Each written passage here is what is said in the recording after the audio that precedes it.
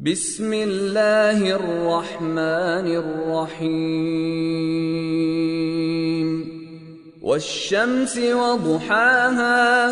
والقمر إذا تلاها والنهار إذا جلاها والليل إذا يغشاها والسماء وما بناها والأرض وما طحاها ونفس وما سواها فألهمها فجورها وتقواها قد أفلح من زكاها وقد خاب من